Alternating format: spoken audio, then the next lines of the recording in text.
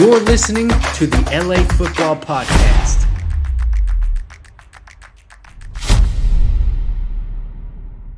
Los Angeles, what is going on? We are back. This is the LA Football Show live from LA yet again and joined yet again. He was missed down in Phoenix, but the great Jamal Madney joins me on the LA Football Show here on the LA Football Network and on the mightier 1090 ESPN radio. I am still getting my voice back from a week-long, trip and experience down in the desert. And so I apologize if the voice cuts out, everyone, but thanks for making us a part of your day. Jamal, you've been missed. We haven't recorded together for almost 2 weeks. What's going on? That's crazy. That's crazy, Ryan. It's so great to see you, hear your voice. I wish I was in Radio Row with all of you guys. Certainly not doing anything nearly as fun, but work came a calling, and the boss's orders sometimes become a challenge to get away from. But look like you guys had a great time, represented LA Football Network so beautifully as you always do. And judging by your voice and your level of exhaustion, I will say it seems that whatever happens in the desert stays in the desert. So, but it's great to be here with you.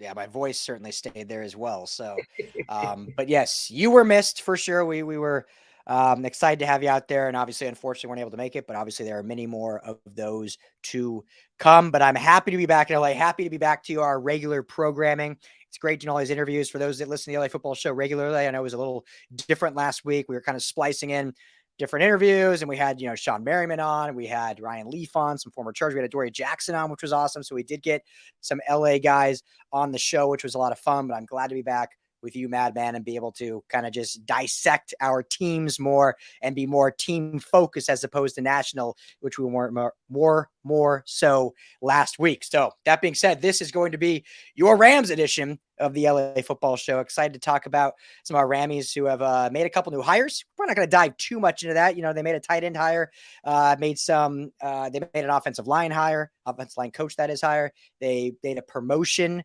of, Coach Kromer, who's been with the team now for quite some time. So we can briefly touch on that, but I think more we want to talk about, Stafford and Kupp and kind of where they are in the grand scheme of things. Real quickly, though, as always, show is brought to you by our friends at BetOnline. Head to betonline.ag today. Use our promo code BELIEVE. That's BLEAV. Gets you a 50% welcome bonus on your first deposit. That is free money. Hopefully you won some money on the Super Bowl, but if you lost some money, you can get back on there. Bet on the NBA, bet on the NHL. Baseball's coming up. The draft will have bets, which is coming up. And obviously you can bet on futures for the NFL and college football as well. So betonline.ag, promo code BELIEVE. Tell them the guys at LAFB sent you. So quickly, Jamal, these hires, we don't have to dive too much into them, but they did. We're filling out the roster here. Let's start with this before we get into the hires. The one guy not hired, but is staying officially, finally, the Colts do make a hire. They hire Shane Steichen as their head coach. So Raheem Morris, defensive coordinator, staying here in LA. I know we are happy about, or I know I'm happy about that, but that's what I'm going to ask you. Your thoughts on Coach Ra being back as the DC for the Rams? No, very excited, Ryan. I know that he's a polarizing figure with the fan base, but I think Raheem Morris did quite an excellent job and has done an excellent job over the last couple of years. And the key, obviously, we forget, last year was all about offensive line, and that in turn creating a lack of offensive production. I mean, if the Rams were even an average offense last year, top 15, top 17, you're talking about a team that would have been back into the playoffs. So Raheem Morris coming back, continuity of system, a newly reinvigorated, hopefully, Sean McVay, and a motivated veteran bunch to right the ills of last year, I think is a really winning combination going into 2023. Yeah, absolutely. I totally agree. It was one of those where I definitely wanted him back, but I was rooting for him to get a head coaching job again. I think he's well-deserved. He's well-respected around the league, great leader. All his players love him. And, it seemed like he was close. I'm sure he'll be interviewed again next year. So we'll have this conversation again next year.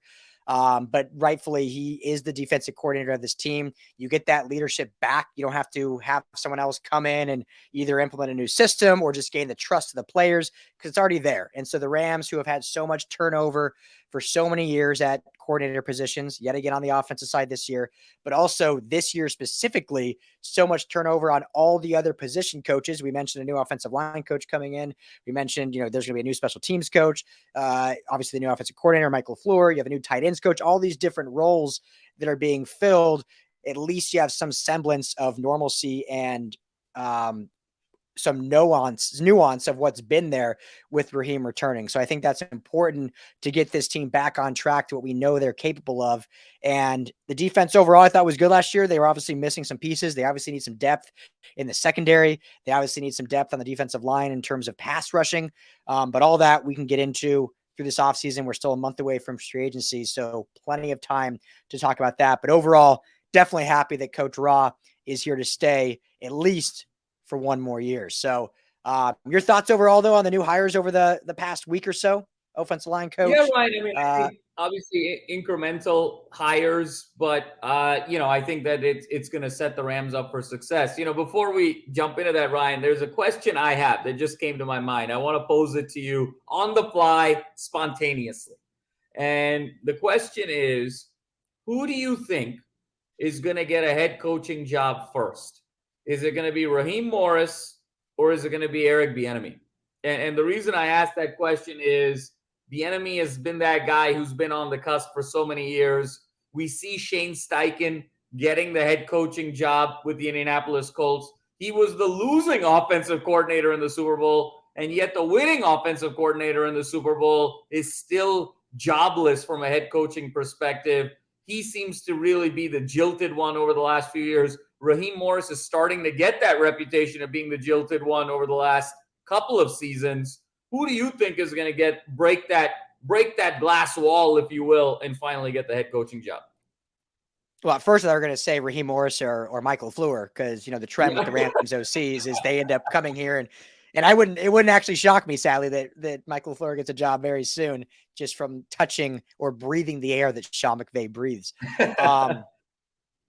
To answer your question, though, I think Raheem Morris, from everything, and we can get into other stuff or whatever, but just based on the past few years in terms of interviews, everything you've heard about Raheem Morris is everyone loves him, great leader. There's no off the field issues at all. He's a great interviewer, just hasn't quite maybe had that next level, or the fact that he was a head coach and kind of failed a little bit, even though it was very, very early on in his coaching career. But it seems like he's right there, just hasn't quite wowed enough yet to get to that spot. Whereas Bieniemy seems like he was that guy that was the hot new thing 3 years ago, 4 years ago. And also now he can't even get an interview. I mean, it's been this year. I don't think he interviewed for one head coaching job. Last year, I think was just one. Now he's interviewing for other offensive coordinator jobs.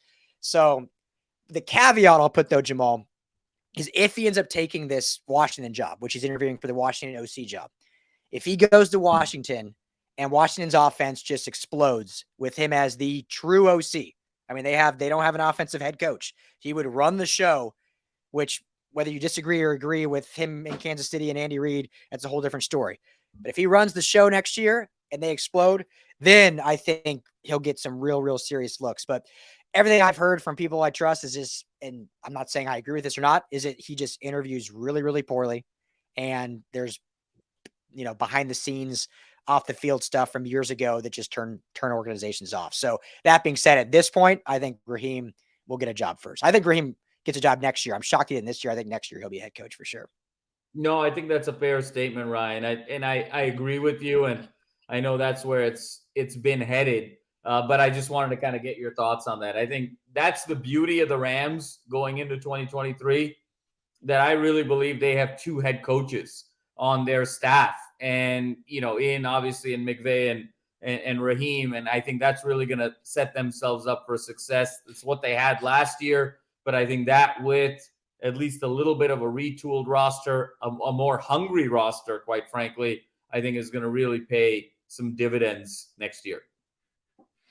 Yeah, and I think that will be huge for, as you mentioned, huge for McVay, who obviously we've talked about a lot, was contemplating, retiring and this, and having someone on the defense that knows the organization, knows, he's been there 2 years now, knows the culture they've built, and they don't have to go out and bring someone in new to either reestablish a new culture on defense or try to carry the torch of the old one or make a name for themselves. And I think it will just benefit McVay that much more.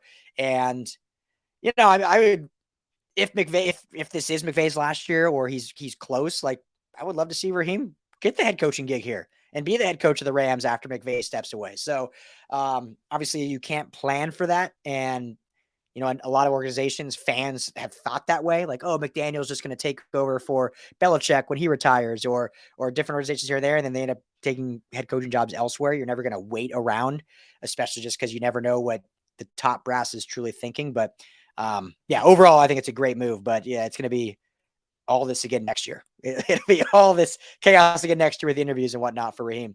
We're going to get off topic a little bit, but do you think Bieniemy should be a head coach, or do you think it's one of those talking points that everyone loves to bring up? But do you think, enough has shown that teams are not hiring him for a certain reason? Ryan, it's interesting. I mean, he has, for better or for worse, whether you want to call him this or not in terms of title of role and responsibility of role, he is the offensive coordinator for the newest NFL dynasty that is, by all indications, an offensive team.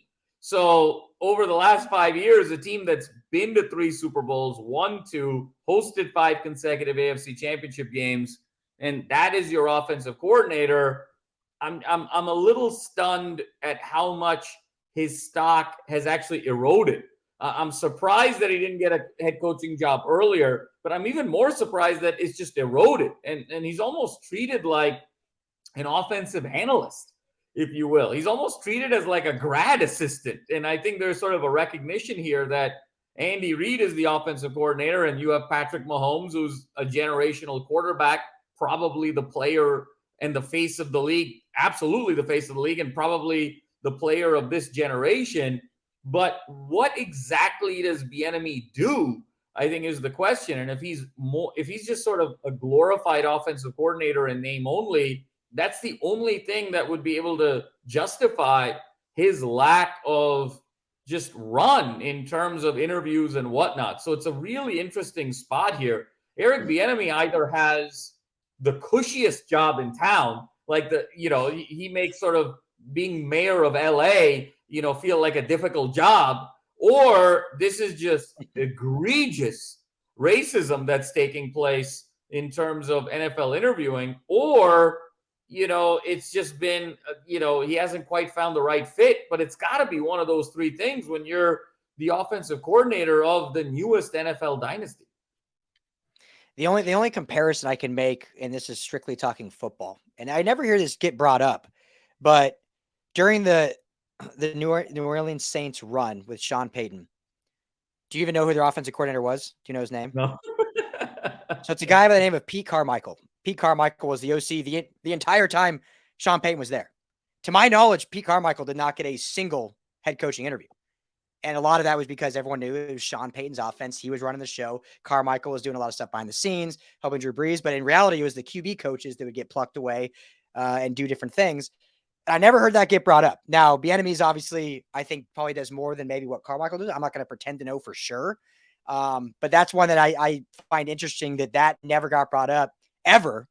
No, most people don't even know Pete Carmichael is still the OC for the New Orleans Saints. Now that Sean Payton's gone, he's still their offensive coordinator. And it's a guy that just no one knows. So that's the only thing I can think of that. And I'm not bringing up any race things because I'm just not in those rooms. So I'm not going to pretend to know. But I think it gets exploded because of that, and everyone talks about it because of that, when it could be, and I'm trying to play, I don't know, devil's advocate or just like play football only.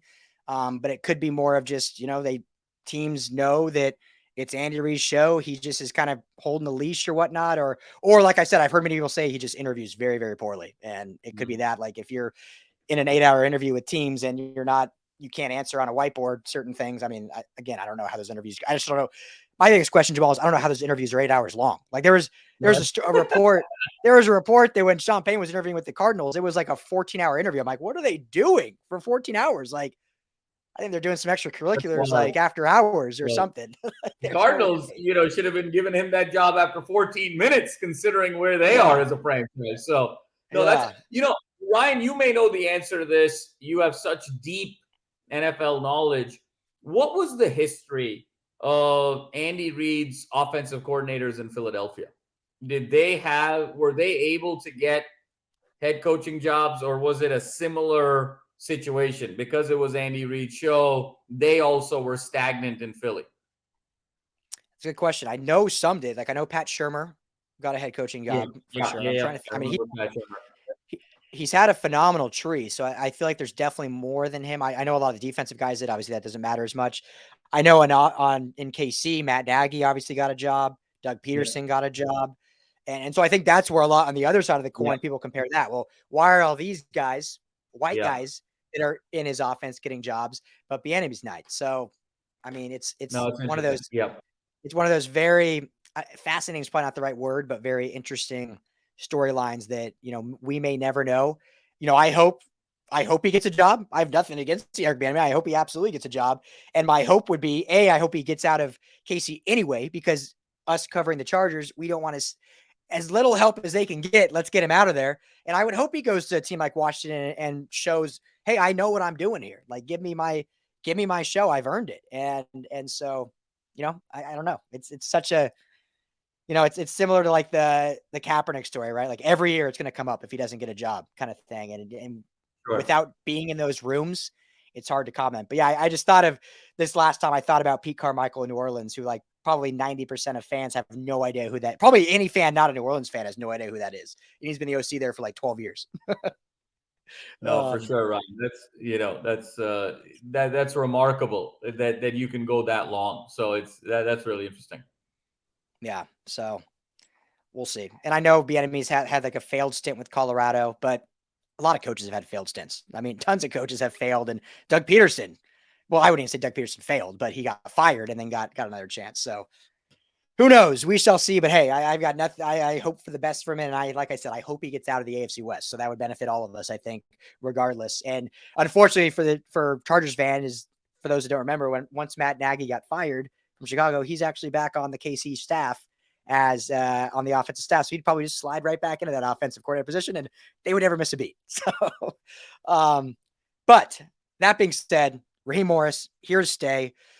We're going to spill this Rams segment over into the next segment as well, because we're already up against time. We haven't even talked that much Rams, so we're up against time, but we'll just keep it going. So it's all good. But before we take a break, let's quickly talk on the hires, or at least one hire, which I think a lot of people are really curious about. Ryan Wendell, who was the assistant offensive line coach for the Bills, super young dude, 36 years old. I don't know a ton about him other than the fact that he played 8 years in the league. So obviously I think a lot of position coaches do really well when they've had that play experience. He came from a good organization in the Bills, at least since he's been there, they've been a very good organization. So he comes from that pedigree. Your thoughts on the hire overall? Yeah, I mean, Ryan, what I like is two things that Wendell brings to the table. One is he brings a winning culture and the success that the Bills have had the last couple of years, especially offensively. I mean, they've been right after Kansas City in terms of best offense in football. That has been predicated by great offensive line play, given the level of success Josh Allen has had running the football the last couple of years. And then this year, them being able to extend that with their plethora of running backs and having a very effective and balanced offense this year. And the second is he's young. And, being the age that he is in terms of mid-30s, there's just a freshness, there's a vibrancy, there's a youth, there's an energy that the Rams need. I think if there's one word more than anything else that the Rams need in 2023, it's energy. They need a sense of refresh and really going after and attacking a season. 22 was just spent. They just look so complacent. They look like they were defending something. They look like the bellies were filled, and there just was a lack of hunger and tenacity. And then when you factor that in with the injuries that they've had at the offensive line and no continuity Wendell now comes in and hopefully can bring some new ideas that he had in Buffalo, bring that vibrancy. You combine that with the Rams drafting some, getting a deeper bench there on the offensive line.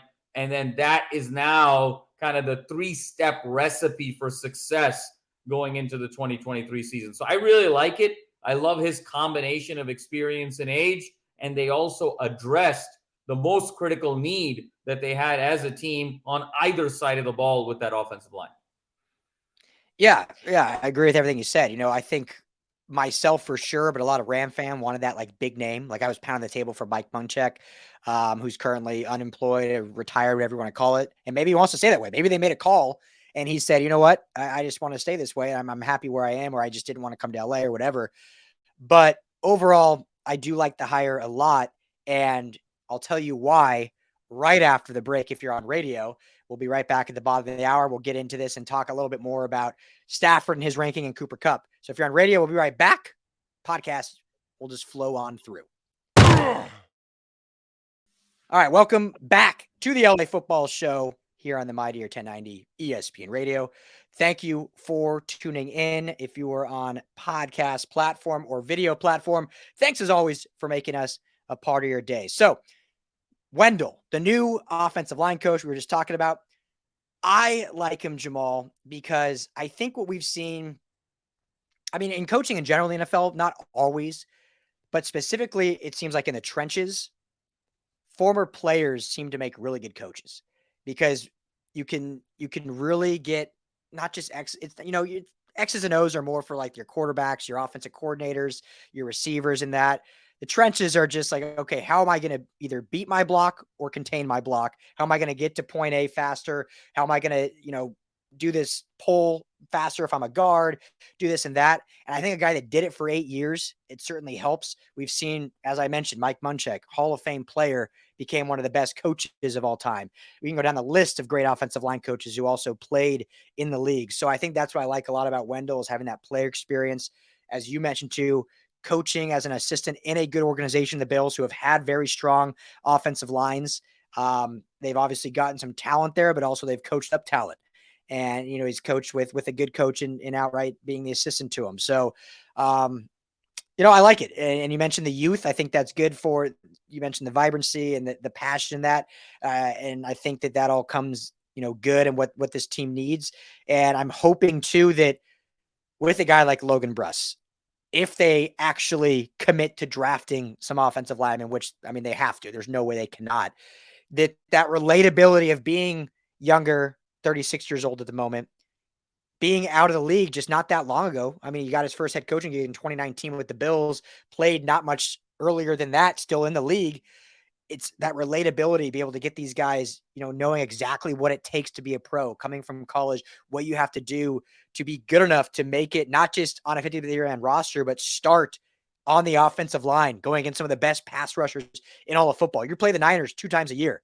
They have one of the best defensive lines of this decade in football. You got to be ready for that. And this offensive line was not ready for that at all last year. And so I think that'll help. I think nothing against Carberry, but something about coming up from college to pro just seemed like it wasn't quite. I know he just got picked up by the Saints, so he's staying in the pros, and I'm not saying he's a bad coach by any means, but it just didn't seem like he made that adjustment from Stanford to the NFL. And maybe that was obviously not much you can do with the injuries the Rams had, but clearly the McVay saw it and needed to take a change of direction. So anyway, I'm getting long-winded. My voice is already bad, so I'm losing it, but I think overall this is a really good hire, Jamal. Yeah, Ryan, absolutely. And I think we don't need to sort of dwell on it too much longer, but I agree with you. And I think the big point that you made there is, college and the NFL are 2 different games. And the talent discrepancy that you have in college, you just don't have in the NFL. I remember earlier this year, Ryan, if you recall, that USC-Arizona game in Tucson where Caleb Williams really took a step in his Heisman candidacy in 2022. Rob Gronkowski, Gronk, was at the game. He was announcing for the Pac-12 network. Gronk, a famous University of Arizona alum, bleeds Wildcat blue and red. And he was on the field, and they were talking to Gronk during the game, and he said, what are you seeing out there, and how would you assess the college game? He said, it blows me away how much you can do in the college game laterally. It's unreal that you can just sort of pick and pop your way laterally, and the talent discrepancy is such that you can just do that. In the NFL, you keep throwing these bubble screens, you keep throwing these little quick outs, and these plays are going to get blown up by your linebackers. These plays are going to get blown up by your safeties. Some of these plays are going to get blown up by your defensive ends. And so the game is just so different. And the gap between college execution and the NFL execution has never really been greater. Even though the NFL is starting to bring in some spread concepts, the way they're deploying those concepts is drastically different.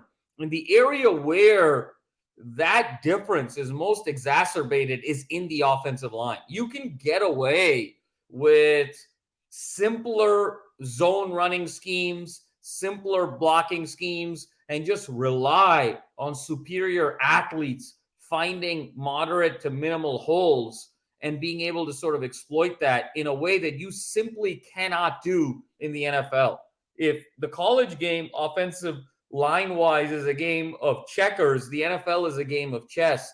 And we've never seen a greater view of that than with another LA coach being Chip Kelly. And you saw what he was able to do, Ryan, at Oregon, and just completely reinvent the sport, revolutionize the sport through the running game.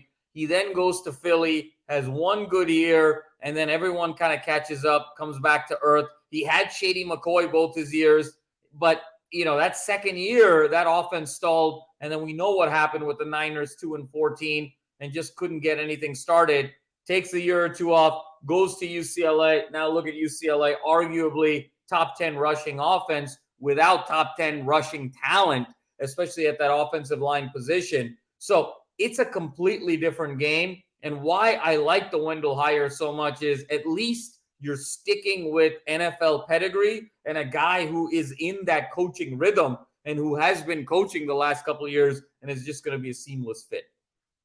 Yeah, exactly. So excited to see these guys get to work. And obviously that's the position group that everyone will be watching because it needs the most work this offseason. So, Wendell's got his work cut out for him. So he's going to have to get out there and get to work right away. And he gets, excuse me, Coach Kromer, who's been an assistant on the staff for quite some time, promoted to assistant offensive line coach. His father, remember, was the offensive line coach for the Rams for the number of years before moving on to Buffalo, where the Rams got Coach Wendell. So Aaron Kromer last year was the O-line coach in Buffalo, used to be the former Rams coach. The Rams now get Kromer's assistant head coach from Buffalo to come be the O-line coach, and Kromer's son becomes the assistant head coach here in LA. So it all comes full circle, and maybe they're trying to get back to those winning ways back when they had Kromer here as the main guy. So I kind of just put all that together right now and didn't even really realize all that a minute ago, Jamal. So that's I think makes a lot of sense when you break it down like that. So, all right, I want to get into this because we had a really fun conversation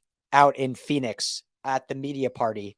We were out there as me, Brittany Betts, Paula B, Skinny T, hanging out, meeting a bunch of members of the media. It's always every year at the Super Bowl Radio Row, they throw a super party for the whole media. Last year here in LA, obviously we all went. It was at Universal Studios. This year in Phoenix, it was at like a farm to table outdoor, like a farm essentially. It's where every media member, it's like 300 plus people are there. You get a network, hang out, free drinks, free food. Can't complain. It's great. So we're hanging out. We ended up meeting some guys from the Pro Football Network, which, they do great work. And we're just chatting with them, having a time talking football. And things lead to another. We start talking about Matthew Stafford. And, it was a fun debate. It was a spirited debate. Anyone that knows the LAFB Network, that knows Brittany and Paula, they're gonna stand for they're gonna raw for their guys. They're gonna raw for LA, which is great. So we had a lot of fun, but it's fascinating, Jamal. And I'll just say it like this: we posed the question. Okay, when you look at the NFC, and we talked about this, I can't remember if it was last show we did together or one before. But when you look at the NFC, Brady's gone; he's retired. Rodgers is either probably retired or definitely probably not at Green Bay. If he leaves, most likely it's going to be to an AFC team. Most likely either the Jets or the Raiders or, the Niners are option 2, but I think it's more so AFC. So when you look at those two guys gone, and we talked about this, so I'm not going to reiterate, there's not a lot of talent at QB in the NFC. And so we've kind of posed that, and still, these guys would not put Stafford even in the top 5. We had one guy come by and say he's top 19 total, top maybe 10 or top in the NFC. And we started asking him, all right, name more. And he finally came to the conclusion, like, okay, I guess he's 4th best in the NFC. Like he couldn't wrap his head around anyone better than 4 more or 3 more than Stafford. But that was after forcing him to name names. And it's crazy, Jamal, the disrespect that nationally LA still gets. I get we're LA. I get everyone wants to live here. Everyone wants to be us. A lot of probably other teams didn't want the Rams and Chargers to come to LA, so they still hate on them. It's the same old, and these guys were a lot of fun. I'm not trying to talk trash on them, but same old like jokes like, oh, you have no fans. There's probably more reporters at the game than fans. Yada yada. Those were flying around, of course. But Jamal, and we'll get into it and we'll talk about where we think he ranks, but how is it that Stafford has fallen off this much to go from Super Bowl champ to not even top 10 in the NFC? I don't get it. No, Ryan. I mean, it's ridiculous. Utterly, it's a joke. And I have always been one, as you know, Ryan, that I've been very fair about Matthew Stafford. I have been critical of him when I've needed to. I've shared that he's been strong when I've needed to. I would consider myself very objective about Matthew Stafford. But this notion that there are 10 other quarterbacks in the NFC that are better than Matthew Stafford is absolutely ridiculous. Matthew Stafford is a top 10 quarterback in the NFL, if for nothing else, by virtue of the fact that we are probably in an era in the NFL, as you mentioned, now with Tom Brady retiring, Aaron Rodgers, let's assume Aaron Rodgers retires this year. We are at a point in the NFL where it is the thinnest at elite quarterback play of any era that I can remember. We have Mahomes, who's the Michael Jordan of the sport right now. We've got Burrow, who's second, who's nipping on his heels. We've got Josh Allen, who's elite sometimes and not elite other times with the turnovers. We've got a rising star in Herbert, rising star in Trevor Lawrence. And then Jalen Hurts, another rising star. After that, it's about 3 or 4 guys that can, on again, off again, play the position. Stafford, Dak, Kirk Cousins, and the list goes on. But that's roughly your top 10 or 12 quarterbacks. And then you're in a situation where there are 20 teams that would change their quarterback for a better option in a second, in the sense there's no stability there. So just by process of elimination, Matthew Stafford is a top 10 quarterback in the league, let alone in the NFC, where all those guys that I mentioned at the top, Mahomes, Burrow, Allen, Herbert, Lawrence, are all in the AFC. I mean, there's an argument to be made that Jalen Hurts obviously is coming off of an MVP caliber season, going to the Super Bowl, played great in the Super Bowl, a hair from winning. But is he going to be able to replicate that year over year? That remains to be seen. So we're still kind of in the honeymoon Jalen Hurts period. But even outside of that, I mean, can you name 1 or 2 other quarterbacks that are more talented than Matthew Stafford in the NFC? I certainly don't think so. I mean, it's wild. Like, it was pulling at straws, like trying to say like Danny Dimes is better. I mean, you look at let's put it this way. Jamal. When you look at the core, and obviously I'm not saying to you because we're in agreement, but I'm just putting it out there. When you look at the quarterbacks that can be had this offseason, take out Aaron Rodgers because I think he's going to retire or for sure will be in the AFC. But you look at, probably Jimmy Garoppolo, Derek Carr, throw some names out there because I try to there's like 4 or 5 quarterbacks, Geno Smith, all these guys that are, guys that are going to demand a market. Derek Carr was just released today. Stafford would far and away be number 1 on that list. Far and away. For sure. I don't think anyone would argue that if you really think about it. And then when you look at the actual guys on NFC rosters starting in September, I mean, I really, outside of Jalen Hurts, I don't know if I'd put anyone above Stafford. I mean, we talked about it before, but Kyler Murray, talented, but hasn't proven anything. Talent's there. He's a season half by half guy. Daniel Jones looked a lot better, but we're ready after a solid half of a season to say all of a sudden he's better than Stafford. Geno Smith, he had a really remarkable year. Comeback player of the year, a lot of fun, but I'm not putting him above Stafford. Kirk Cousins, we know who Kirk Cousins is. He's a very good statistical quarterback.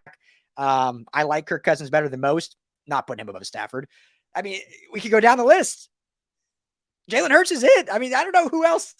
Yeah, In the NFC you can even think about. There, Ryan, is potentially Dak Prescott, but I don't agree. I think Stafford winning the Super Bowl, he's elevated above Dak Prescott, and I'm not a believer in Dak, and I think the Cowboys' fatal flaw is that they are a believer in Dak, and that's going to hurt them in the long run significantly. But I completely agree with you, Ryan. I mean, it's process of elimination here. Now, what doesn't hurt what doesn't help Stafford, what hurts Stafford is the fact that outside of last year, he never won a playoff game. And so, when all of your playoff wins are in 1 year, there is an element of fluke, right? I mean, I hate to say it, it's LA, it's our team, but that there's sort of a reality there. Hey, you've been a starting quarterback in the NFL now for 13, 14 years. Let's say it's 14 years, 13 of those years, you have 0 playoff wins. 1 year, you have 4. I mean, even mathematically, you would call that a statistical anomaly, right? So now, granted, he's with Detroit, with the Lions, terribly managed franchise, arguably the worst managed franchise of the last decade. I think sometimes he gets a little bit too much sympathy for that. I think he gets a little bit too much of a pass. At the end of the day, he still had Calvin Johnson, Megatron, the best receiver in the game for a number of those years, and couldn't even win a playoff game. So I think he gets a little bit too much of a pass for Detroit. And I think he doesn't get enough credit for winning the Super Bowl with the Rams because it was so much about Cooper Kupp, because it was so much about Aaron Donald, because in the greatest of moments in the Super Bowl, he didn't have the ball. The ball was on a wide receiver sweep to Cooper Kupp on that 4th and 1 when it was time to seal the game away, when Jamar Chase was wide open for the game-winning touchdown. It was Aaron Donald who won that game. So I think the fact that he hasn't won a playoff game outside of that 1 year, and he didn't kind of have a signature game/clutch play in the playoffs last year is why he doesn't get a lot of respect. Yeah, I know I'm agreeing with what you're saying, but I mean, I would say he had the clutch plays against the Bucks with 35 seconds left, two big throws. But that was a coverage bust, right? I mean, like that they're playing devil's advocate. Yeah, you still got to throw it. You still got to throw it. Playing devil's advocate. I got you. Playing devil's advocate. Yeah. But no, what I was going to say is I agree with you 100% if someone's trying to argue with Matthew Stafford to the likes of Mahomes and Burrow and Allen and those guys. Yeah. I agree 100%. Like, okay, he has one playoff run, no others. But if you're trying to argue with Dak, Daniel Jones, Kirk Cousins, they don't have any either. So what are we arguing? Then it's like he has more than all of them, plus the stats, plus the Super Bowl ring, plus last year with a horrid offensive line, still was putting up numbers until he got hurt, lost his star receiver. I'm not Homer. I'm not a Homer. I'm not, because obviously everyone knows my background history, but it's fascinating to me, the disrespect that these guys get. I think it's just, we talk about it with Pac-12 all the time. We talk about it with UCLA and USC. I think a lot of these mainstream media guys don't watch West Coast NFL football either, unless it's like the Niners, who are a very national team. I think a lot of them just don't. They might put on the highlights or see the stats at the end of the game, and that's it, because they're not watching Stafford, what he does day in and day out in the games. And again, I'm not saying he's top 5, but he's certainly top 3 in the NFC. And I think he's still top 10 to 12 total in the NFL. And, he's got the injury against him. That certainly doesn't help. The age is going against him now. But if we're ready to crown a Daniel Jones as the next great New York Giant quarterback after 8 good games, then we should not be decrowning a guy that just won the Super Bowl and unfortunately got injured the very next year. And all of a sudden, he's just like out of the league or forgotten about. So just wild to me, Jamal, hearing these conversations out around non-LA people. It's wild. Ryan, I mean, I completely agree with you. Let me pose this question, because I'm doing this on the fly on the top of my head here. Is he right now? Let's assume Rodgers is retired. We don't know, but let's just put Rodgers off the board for a second. Outside of Patrick Mahomes, Is Matthew Stafford the only other current starting quarterback with a Super Bowl ring in the league? Oh, man. Nick Foles is a backup somewhere, if that counts. Yeah. No, yeah. You might be right. Because, I mean, Roethlisberger, obviously, he's done. Yep. Eli's done. Manning, Brady. Wow. That is okay. That's my answer. Okay. That's fans wild. who are listening, our viewers, just go here. Just point to that finger, the ring finger, and say, outside of Boy Wonder, outside of the new Jordan of the sport, nobody else has one of these and is playing starting quarterback. I rest my case. Oh, man.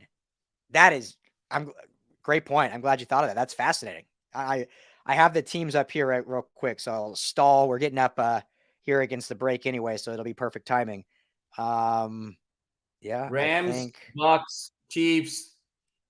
Right, it was before the Chiefs. 18 was Patriots, then 17 was Eagles with Foles. 16 was Patriots again. 15 was the Broncos. Peyton's done. 14 was Patriots again. 13. Okay, I'll say Russell Wilson. Russell Wilson's the only other active. Yeah. Yep. And Flacco is a backup or retired this year. So, yeah. That's it. Russ, that's it. Mahomes, that's the list. And Stafford. That's Mahomes, crazy.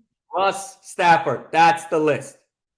That's it. So I love it. Well, there you go. Okay, we want to hear from you. Obviously, I know how Rams fans are going to answer, but still would love to hear. We'll have a poll up on LAFBnetwork.com where you can text RamsHouse to 31032. Let us know about the disrespect that Matthew Stafford gets outside of LA.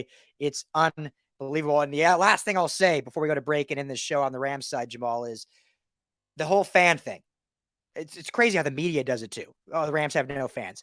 All I got to say to that is the Rams are the number 2 most valued franchise in sports. There's a reason for that. If they don't have fans, they wouldn't be number 2. That's all the time we got. This is the LA Football Show. Rams House edition. Everyone take care. If you're on radio, we'll be back after the break. Rams fans, we'll talk to you all next week.